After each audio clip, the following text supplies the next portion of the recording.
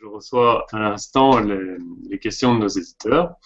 Alors donc je vais vous lire la première telle quelle. Elle vient de Marie qui dit le besoin de nettoyer l'âme. Je suis assez surprise car à mon sens l'âme est pure et c'est notre incarnation, telle une mise en boîte nous limitant, qui empêche de réaliser vraiment les objectifs de l'âme, notre chemin de vie et d'expérience. Oui, mais ça, c'est une vision chrétienne. L'âme pure, virginale, coupée de Oui, son principe. Bon, qui est pas totalement fausse. Virtuellement, potentiellement, l'âme est parfaitement pure. Mais moi, j'aurais tendance à penser que avant de trouver cette âme parfaitement pure, il faut commencer par l'extraire de ce qui l'a obscurci. Et d'ailleurs, je ne suis même pas sûr qu'elle soit parfaitement pure. Je pense que en psychologie analytique, on accorde beaucoup d'importance à l'anima. Bon, l'anima, on va dire, c'est un principe féminin. Et je ne suis pas sûr que ce principe féminin cherche seulement la pureté. Voilà. mhm, Et quand je dis principe féminin, c'est-à-dire que c'est quelque chose qui affecte les hommes et les femmes. Je suis pas sûr que notre besoin de clarté à tout prix ne soit pas dangereux et ne nous conduise pas à mépriser ou à vouloir limiter la richesse de la vie. c'est ça. Qui veut faire l'ange fait la bête, quoi, en somme. Qui veut faire l'ange fait la bête, et Hmm. le souci de pureté excessive, on a vu où il conduisait parfois.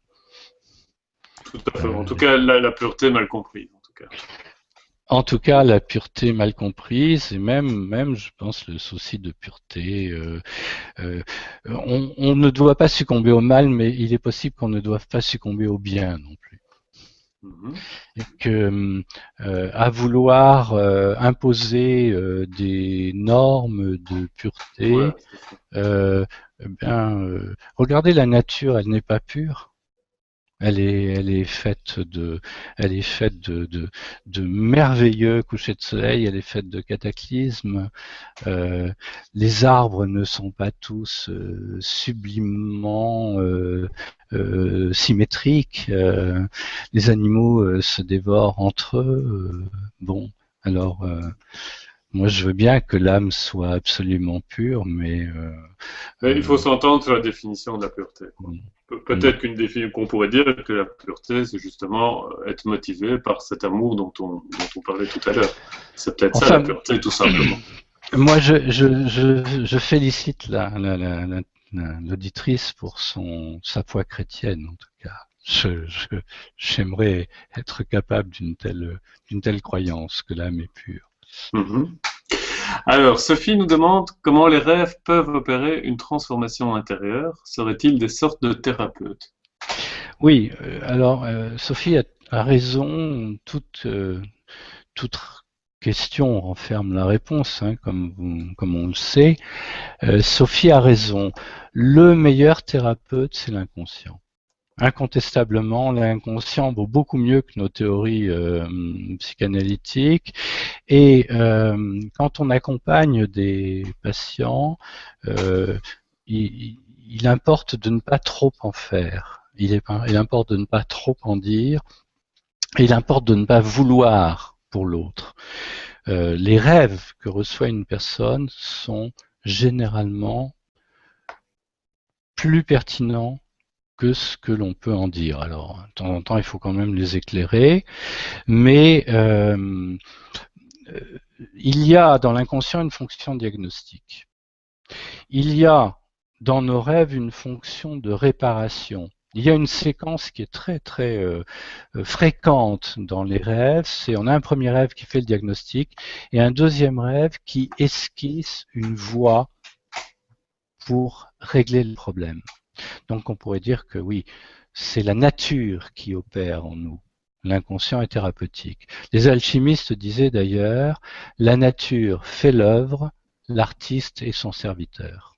Bon, encore faut-il Ouais. évidemment bien prendre en compte les opérations de cette nature, donc encore faut-il prêter beaucoup d'attention à ces rêves et se laisser affecter par eux.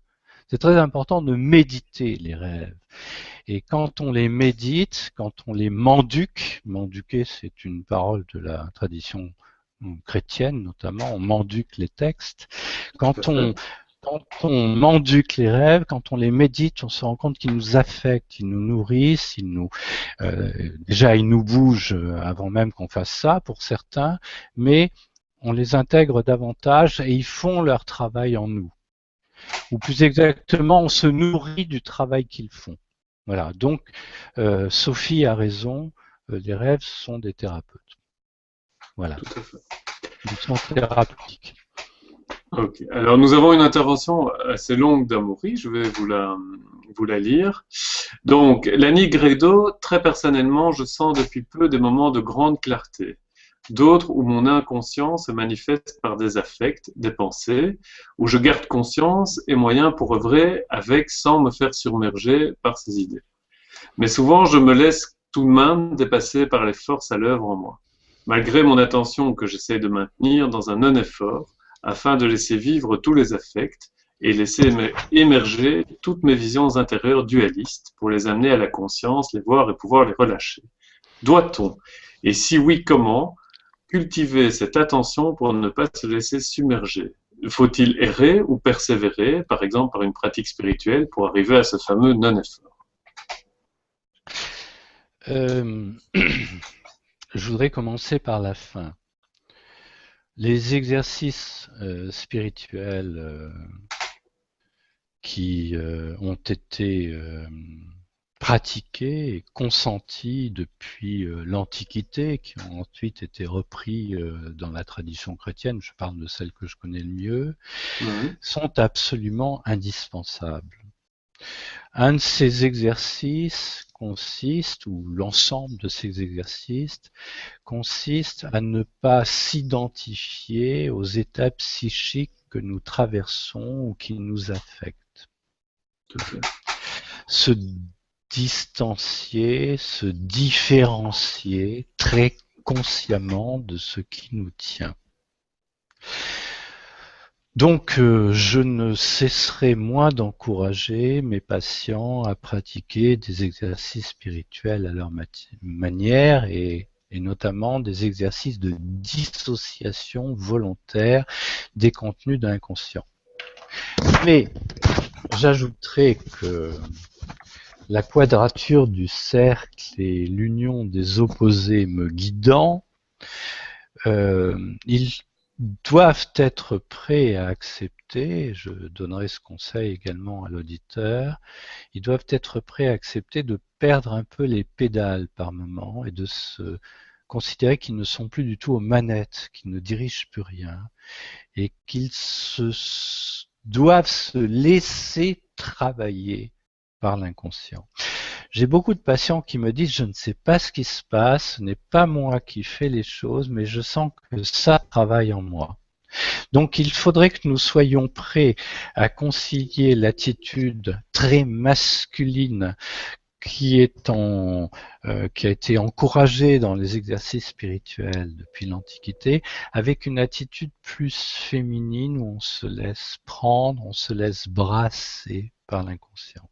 Et le mélange de ces exercices spirituels et de cet abandon qui n'est pas seulement un abandon quiétiste, mais enfin bon, qui peut y ressembler aussi, ce mélange donne de très bons résultats. Solve et coagula, disaient des alchimistes. Solve et coagula. À certains moments, il faut s'affermir et à d'autres moments, se laisser déterminer. Voilà. Il ne faut pas s'inquiéter si, par moment, on est dépassé par les événements. Il ne faut pas s'inquiéter. Par contre, il faut toujours rester relié au discours de l'inconscient, rêve, etc. Il ne faut pas non plus s'inquiéter si on est envahi par des affects, des fantasmes, etc. L'enfer fait partie du parcours. Il faut accepter aussi d'être brûlé, d'être incendié d'être calciné par les contenus de l'inconscient, mais en gardant les yeux ouverts, sans panique et sans fuir. C'est ça. En regardant un peu les choses de l'extérieur, finalement. Ou plutôt en restant relié à un centre intérieur. C'est ça. En restant relié à un centre intérieur. Les exercices de méditation sont très complémentaires de ce travail, notamment des exercices de méditation où l'on perçoit les circuits énergétiques dans le corps. C'est ça. Alors Jean-Michel nous demande si vous avez rencontré l'alchimiste contemporain Patrick Bronstein-Ness, et si oui, est-ce qu'il vous a inspiré pour écrire votre livre? Pas du tout, je ne l'ai pas rencontré. J'ai écrit ce livre à partir de mon expérience de thérapeute, elle-même précédée par de longues heures d'études. Je me suis abîmé dans les ouvrages de psychologie alchimique de Jung, les grands ouvrages que sont Psychologie, Alchimie, Mysterium Conjunctionis, la psychologie de transfert, etc., dont j'ai pu authentifier les hypothèses et les énonciations dans ma propre clinique. Voilà. Donc j'ai rencontré Jabir, qui est un alchimiste arabe, j'ai rencontré Senior, j'ai rencontré Paracels, j'ai rencontré Dorn, mais je n'ai pas rencontré d'alchimiste contemporain. Voilà. Pour l'instant. Maintenant, ça viendra peut-être. Voilà, il faudra arranger ça. Voilà. Alors, Claire nous demande, selon Jung, d'où vient l'âme individuelle et collective? Quelle est la différence entre les deux et quels sont les objets de leur recherche et leur but ultime? Il est possible que l'âme individuelle soit une parcelle de cette âme collective dont chacun hérite à la naissance. Bon. Il est possible que le but de l'âme individuelle, ce soit justement de s'unir à cette âme du monde et de s'élargir. Mais quand je dis ça, j'ai l'impression de remuer les lèvres et que ça ne tombe pas sur le sol, ce n'est pas concret. Alors, si je parle à partir de mon expérience, je sens que le monde est animé. Je crois que ce que les physiciens appellent le rayonnement primordial, c'est à peu près la même chose que les lois spirituelles qu'on trouve dans les différentes traditions. Quant à mon âme individuelle, je constate qu'elle me pose beaucoup de problèmes parce qu'elle m'envoie beaucoup trop d'images et que de temps en temps, je dois lui dire de ne pas oublier tout ce qu'ont dit les traditions précédentes, qu'elles soient bouddhistes, chrétiennes ou autres, et voilà, pour essayer de ne pas être submergé. On a besoin de tous les efforts faits par la philosophie et consignés dans les traditions aussi, quand même, pour ne pas être submergé par l'inconscient. Je ne l'ai pas dit jusque-là, mais tout de même. Ouais. En même temps, on constate que l'inconscient répète bien souvent ce que les traditions nous ont dit, mais qu'il lui arrive de dire les choses autrement, en actualisant, ou parfois en contestant ce que les traditions ont à dire. Donc là encore, c'est la conjonction des opposés. On a besoin d'un corps de doctrine, on a besoin des philosophies traditionnelles, et on a besoin d'une liberté qui nous engage à croire que l'inconscient est en train de chanter quelque chose de tout à fait nouveau. Voilà, et puis on fait la cuisine avec les deux. On fait la cuisine avec les deux. Qu'est-ce que vous pensez de cette mode actuelle, justement, au syncrétisme, un peu tout mélangé? Je pense qu'il est préférable toujours de connaître le mieux possible au moins une tradition. Et après, on pourra dialoguer avec les autres. Voilà. Tout à fait. Je pense que la crainte de l'Europe occidentale ou de certains pays de l'Europe occidentale pour l'islam tient à une méconnaissance du christianisme. Tout à fait. Je pense qu'on dialoguerait beaucoup mieux si on connaissait davantage notre tradition. Mais en France, la tradition laïque s'est constituée contre le christianisme, ce qui est probablement une perte, parce que c'est le christianisme qui a inventé la laïcité. Voilà. Nous sommes entièrement d'accord. Alors Pierre nous demande, qu'est-ce que l'unus mundus? Est-ce une sorte d'inconscient collectif? Oui. Ce que les anciens appelaient l'unus mundus, c'est ce que Jung appelle le monde des archétypes de l'inconscient collectif. Si l'on considère que ces archétypes, donc ces grandes tendances, ces instincts, organisent aussi bien la psyché que la matière. Les archétypes, ce sont des manières typiques de penser, d'imaginer, d'imager, de considérer les choses. Les archétypes, ce sont des désirs extrêmement puissants qui sont en nous, qui nous déterminent et qui nous structurent. Les archétypes, ce sont des modes d'organisation des structures de notre pensée. Mais ce sont aussi des modes d'organisation et des structures de la matière. Voilà.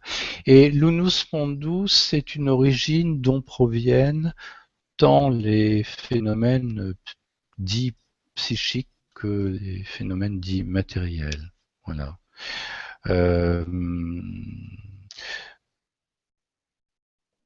L'inconscient collectif, le principal intérêt de l'inconscient collectif pour un thérapeute que je suis, c'est qu'il nous permet de dépasser les limitations et les conditionnements de l'inconscient personnel et qu'il permet une restructuration de la psyché et du corps de l'homme.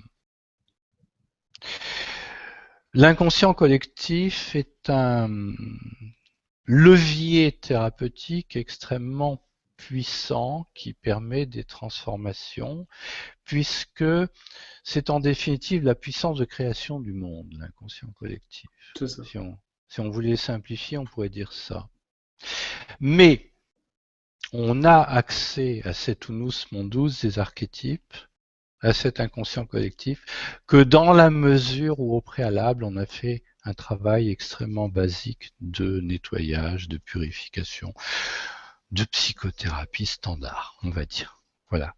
Et à partir du moment où ce travail de considération de l'ombre, ce travail de connaissance, de petite connaissance de soi a été fait, on rencontre l'univers et ses dieux, c'est-à-dire l'inconscient collectif, les archétypes, et donc on se rapproche de cet unus mundus.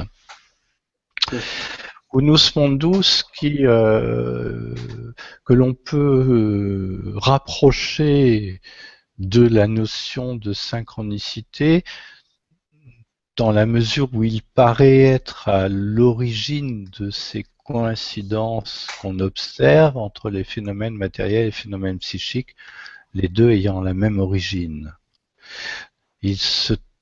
Cet unus mundus, c'est une sorte de programme qui fait que de programme qui s'actualise en permanence et qui fait que les choses s'expriment à la fois sur le plan psychique, sur le plan matériel.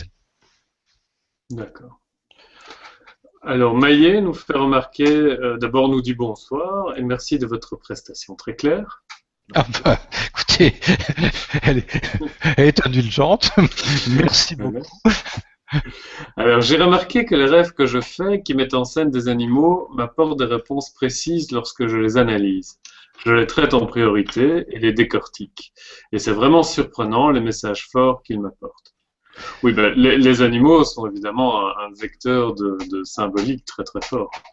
Ben, ce sont des forces qui nous animent et ce sont nos instincts.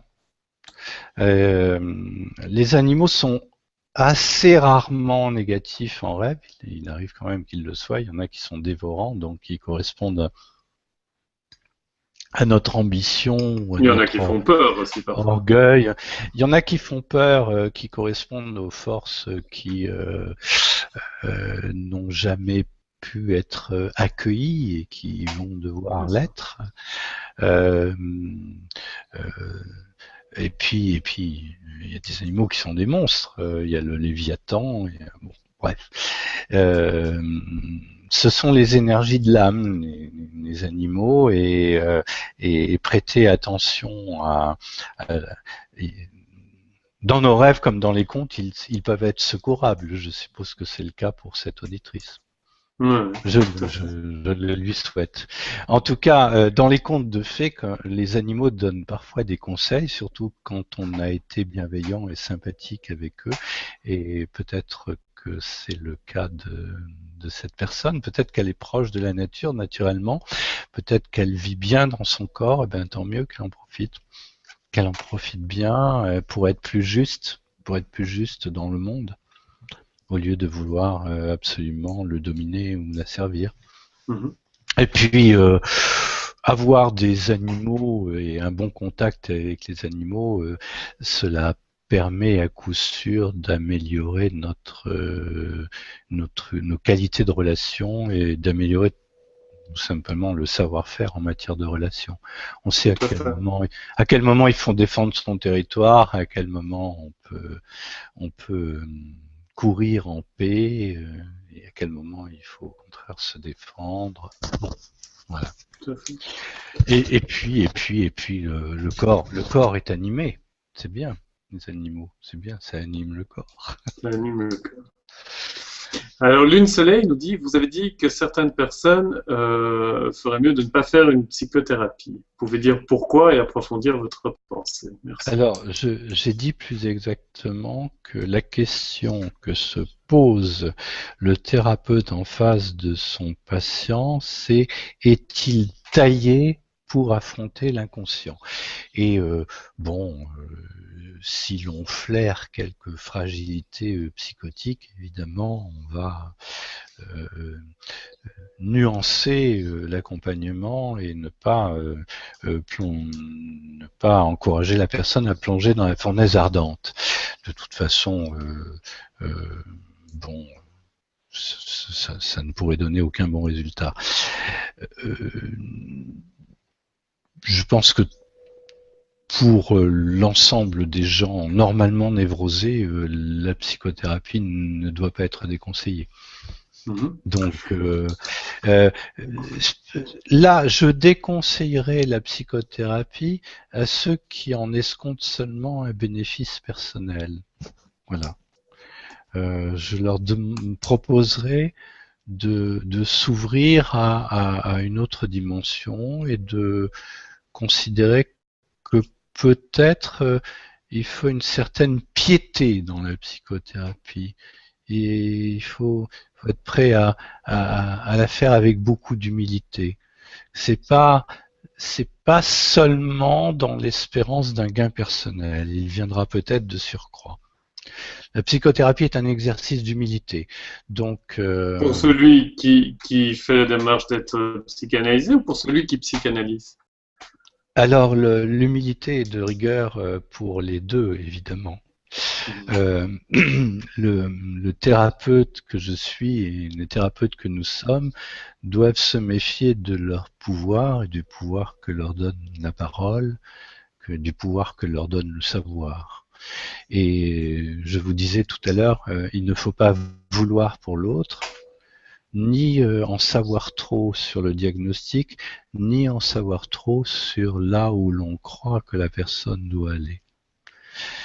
Donc, encore et toujours, le meilleur thérapeute, c'est l'inconscient. Le thérapeute, lui, il doit avoir l'humilité de considérer qu'il est un facilitateur, qu'il est celui qui accompagne, qu'il est éventuellement celui qui participe à l'interprétation, mais voilà. C'est ça. C'est un intermédiaire, finalement. C'est un intermédiaire, voilà. C'est un intermédiaire. Oui. Et dites, et les phobies dans tout ça? Parce que j'ai lu quelque part qu'on souffrait tous d'une ou de plusieurs phobies à des stades de gravité divers, même qu'il y a des gens que ça empêche même de vivre. Euh, comment... Alors, je crois que dans l'arsenal des psychothérapies, il y a différentes réponses. Il n'y a pas que la psychothérapie analytique jungienne. Il y a la gestalt, il y a l'analyse transactionnelle, il y a l'hypnose, il y a bon. Et je conseillerais assez bien l'hypnose pour les gens qui souffrent Ouais. de phobie. Voilà. Euh, Et la thérapie phobie, brève, la phobie, c'est quelque chose que l'on constate. Maintenant, encore une fois, que disent les rêves? Que disent les rêves de la personne? La phobie, c'est la conséquence d'un état d'inconscience. En analyse, on cherche à réduire cet état d'inconscience. Et appréhender les rêves consiste à réduire cet état d'inconscience. Il est possible que les symptômes disparaissent. Il est possible qu'ils ne disparaissent pas. Bon, je vous dis, il y a d'autres propositions thérapeutiques. ouais. Est-ce que vous avez déjà entendu parler de la thérapie brève? Ben, bien sûr, tout le monde a entendu parler de la thérapie brève. Qu'est-ce que vous en pensez? Eh ben, j'en pense qu'on pratique la thérapie brève comme Monsieur Jourdain faisait de la prose. C'est-à-dire qu'à certains moments, effectivement, on sait que ça ne sert strictement à rien de laisser parler pendant des heures le patient, hein, qu'il faut faire une provocation. Mais on le fait.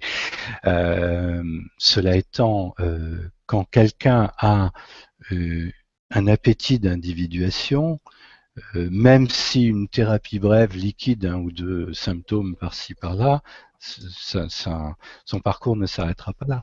C'est ça. Ça dépend de l'appétit des gens. Ça dépend de l'appétit des gens, mais j'y crois évidemment, thérapie brève. Thérapie brève, on fait ça sans y penser. Mhm. Il y a des techniques aussi, bon. Oui, il y a des techniques. Hein. Les techniques de Palo Alto sont remarquables, elles marchent parfois, parfois elles marchent pas. Bon, j'aime beaucoup Roustan. Hein, Mhm. Roustan, vous allez le voir, vous lui exposez le problème et puis il vous dit, ben c'est comme ça. Et vous repartez et le problème est résolu puisque il n'y avait rien à comprendre, c'est comme ça. Et au moins, il a il a la sagesse de considérer que ça ne sert à rien de chercher des queues aux cerises, de chercher pourquoi les cerises ont des queues, comme dirait Jung, et qu'on peut indéfiniment chercher des causes au mal-être qu'on a, on va y passer la vie, si on perd son temps. C'est ça. Voilà. Donc, Hein, effectivement, ouais. il y a eu des dérives fâcheuses, on a exagéré l'importance des causalités. Et Ouais. surtout, on en a limité le champ.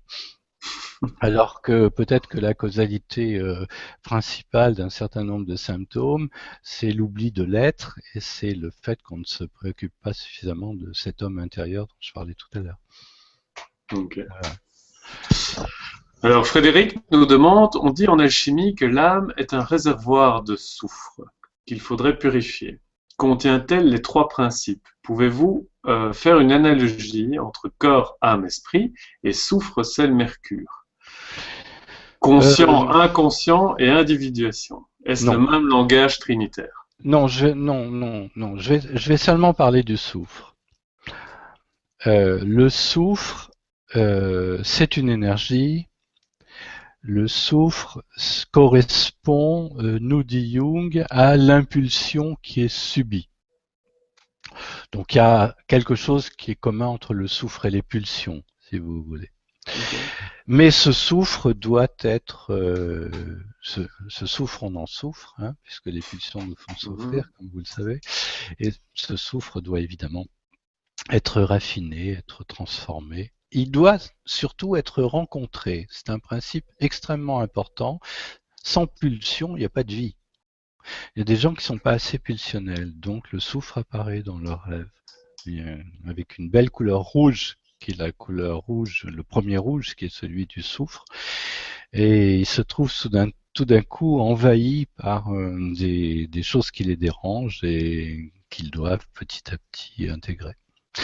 Donc le soufre est un des principes de l'œuvre. Bon, le sel aussi est un des principes de l'œuvre. Euh,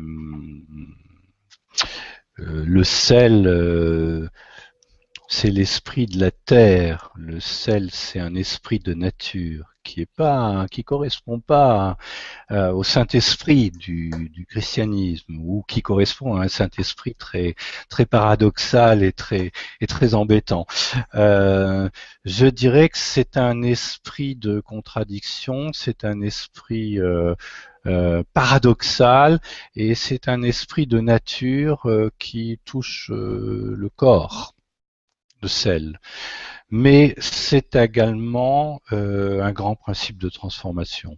Bon, là, je renvoie ceux qui veulent en savoir plus à un grand ouvrage de Jung qui s'appelle Mysterium Conjunctionis, où il a écrit tout un chapitre sur le sel, sur le mercure, etc. Le mercure, bah, c'est le nom que l'on donne, nous, à l'inconscient. Euh, c'est un, c'est un esprit de vie. Voilà. Mercure est un esprit de vie.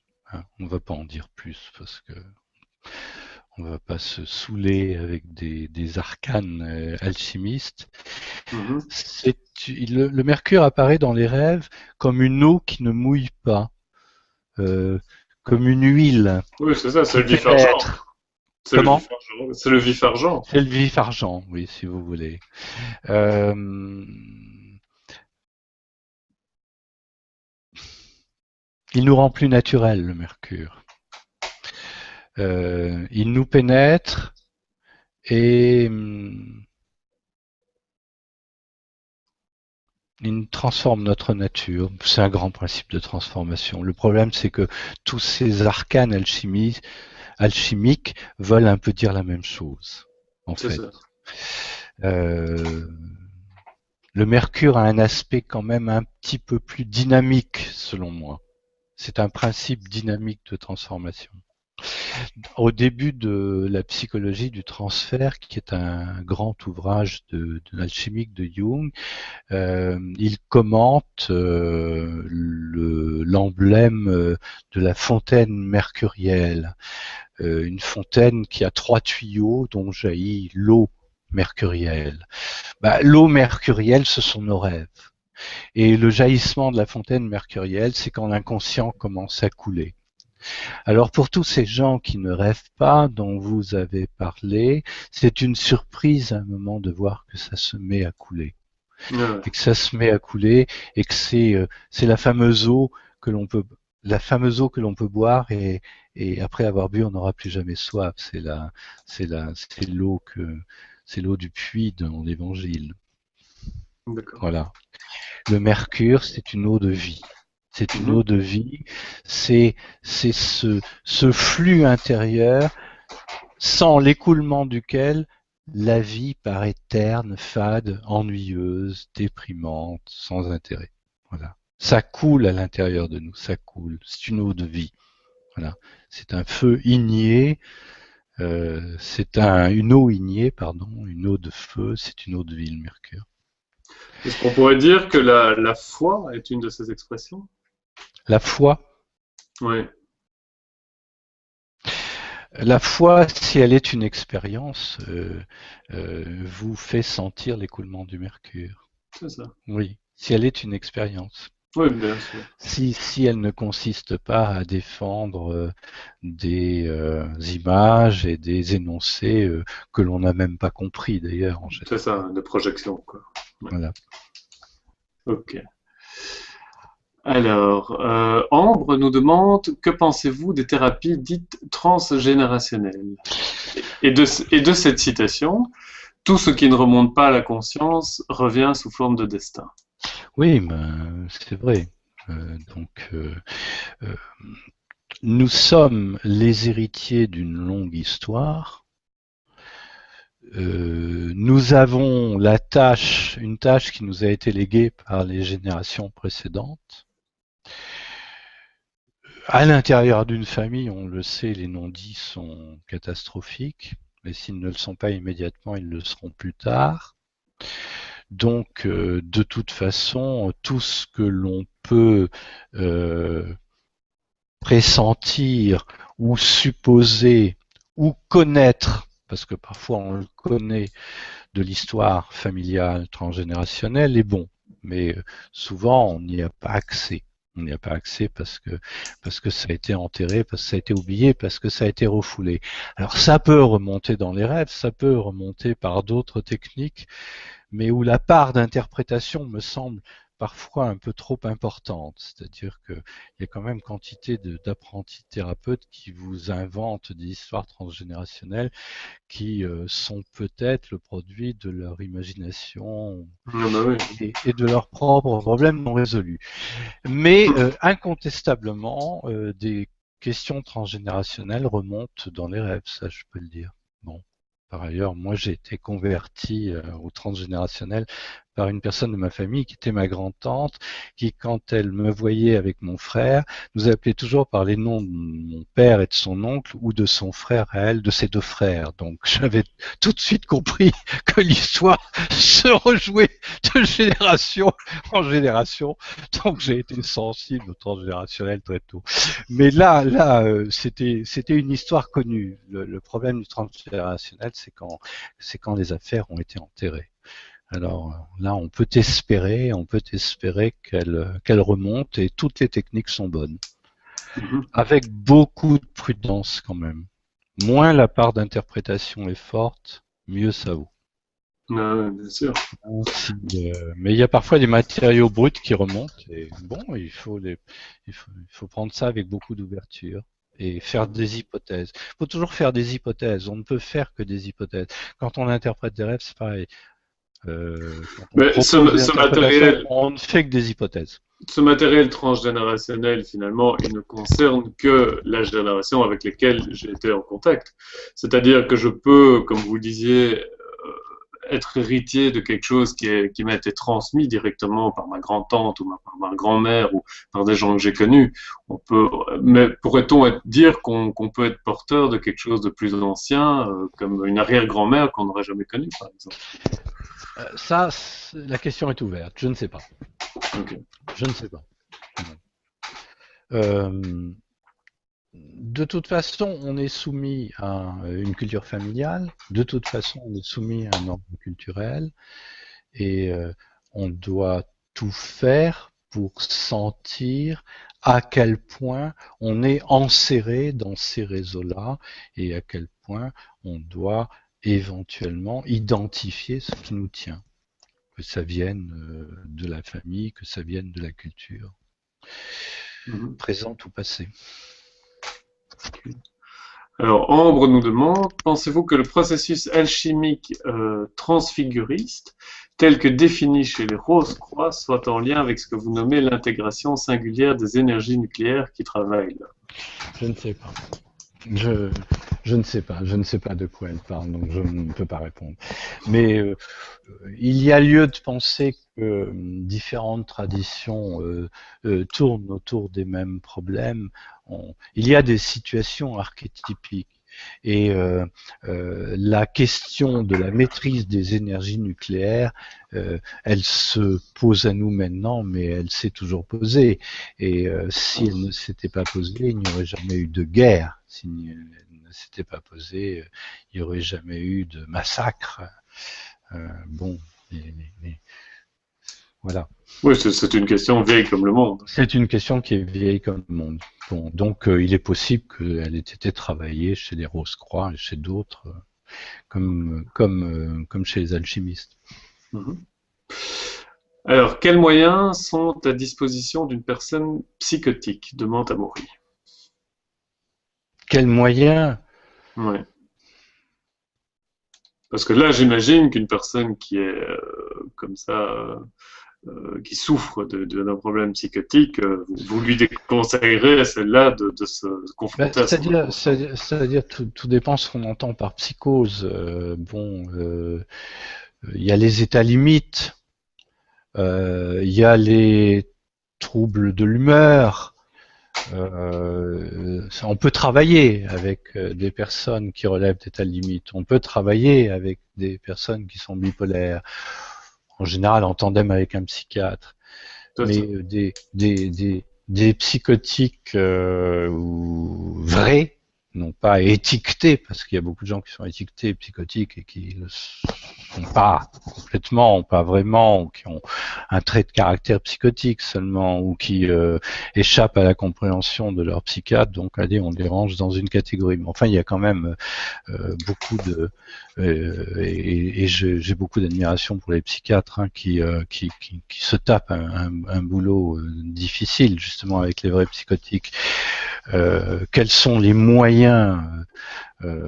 je dirais que c'est une question qu'il faudrait poser à des psychiatres, pas à moi, et je pense que les moyens ils sont aussi entre les mains des gens qui les écoutent et qui peuvent les respecter et ne pas seulement les ranger dans une catégorie de la nosographie habituelle. Bon,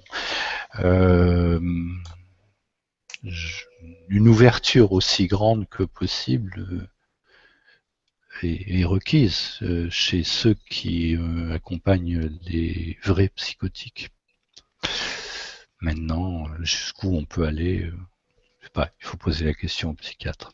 Vous pensez que la médication est quelque chose d'essentiel ou de... Je pense que avec certains de mes patients, je ne pourrais pas travailler s'ils n'étaient pas, si leur psychiatre ne prescrivait pas des substances. Antidépresseurs. Avec certains, je pense pas aux dépressifs. Je pense qu'il n'y a pas de dépression qui résiste à la psychothérapie bien conduite. Non, je pense surtout aux bipolaires. C'est ça.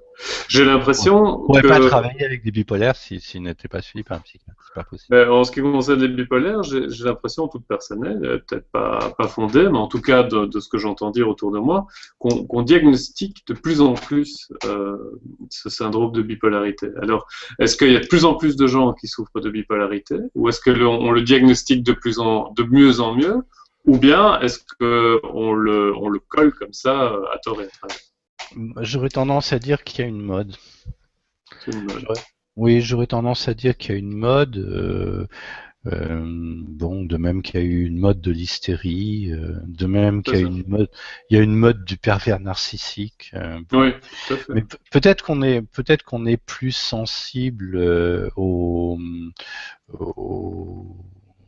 fluctuations de l'humeur et aux troubles de l'humeur maintenant qu'on ne l'a été, ou peut-être que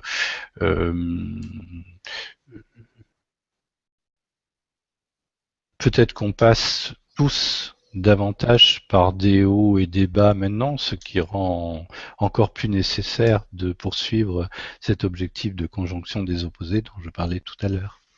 C'est ça. J'ai juste un problème de connexion. Vous allez me donner 30 secondes parce qu'il faut que je rebranche mon appareil, sinon tout va s'éteindre et ce serait dommage pour l'émission. Oui. Ne quittez pas. Je vous en prie. Donc il nous reste quelques minutes. Hein. Je rappelle à nos éditeurs, j'en profite pour rappeler qu'on peut encore poser une ou deux questions, grand maximum.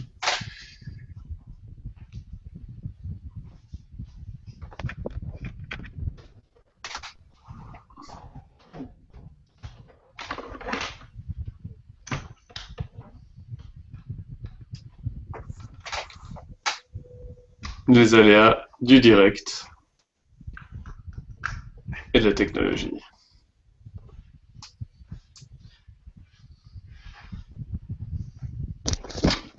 Voilà, je suis désolé.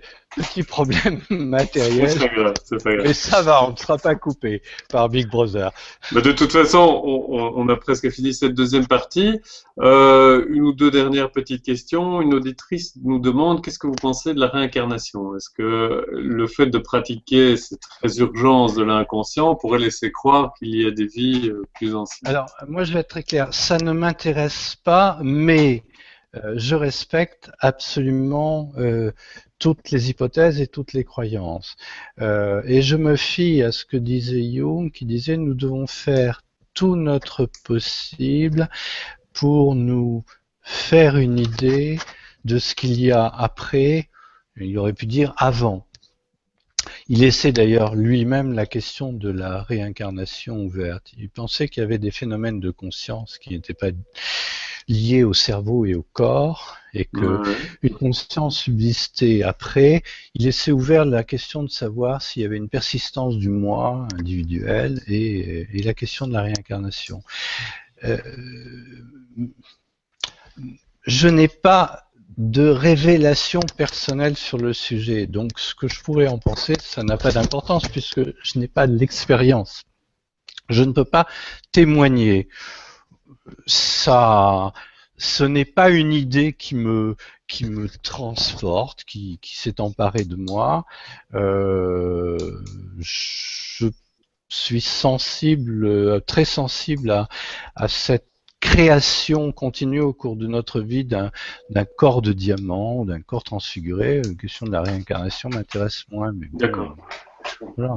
Eh bien, Je voudrais donner. Qu'est-ce que ce corps transfiguré, justement? En tout cas, c'est une hypothèse. Ouais. En tout cas, c'est une hypothèse d'autres traditions, mais celle-là, elle me parle. Pourquoi est-ce que celle-là... Tout hypothétique qu'elle soit, effectivement, on peut voir que dans la tradition, soit bouddhiste, mais bon, je connais mieux la tradition chrétienne, il y a évidemment cette notion d'une déification de l'être. Hein. C'est Saint-Irénée de Lyon qui disait Dieu s'est fait homme pour que l'homme se fasse Dieu. Donc il y a vraiment cette idée d'une déification de l'être chez les grands saints, etc., d'un corps de lumière. Quoi. Est-ce qu'on retrouve cette idée dans l'homme individué ou arrivé au point final de son individuation? Ben, je vous l'ai dit tout à l'heure, et je crois que je l'ai dit 2 fois, les alchimistes considéraient que la pierre philosophale, c'était le corps immortel, et que c'était le but de l'œuvre, c'était un corps d'immortalité. Quelque chose qui...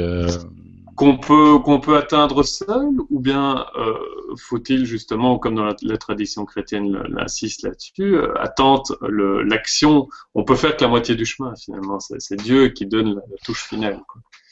Les alchimistes occidentaux étaient chrétiens en général et ils savaient que la nature faisait l'œuvre et qu'ils en étaient le serviteur, et ils savaient aussi que l'œuvre réussirait Deo concedente, c'est-à-dire que ils étaient dans l'alliance.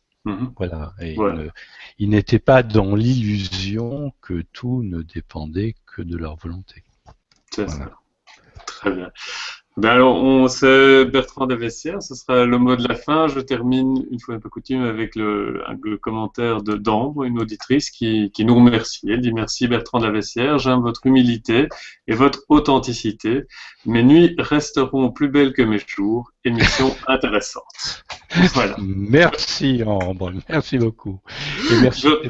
Et merci Sébastien. Avec grand plaisir Bertrand. Je rappelle votre livre Clinique chimique et travail des rêves, ou le travail des rêves en psychothérapie analytique jungienne. Aux éditions du Dauphin. Aux éditions du Dauphin. Un grand merci Bertrand. À très bientôt. Au revoir.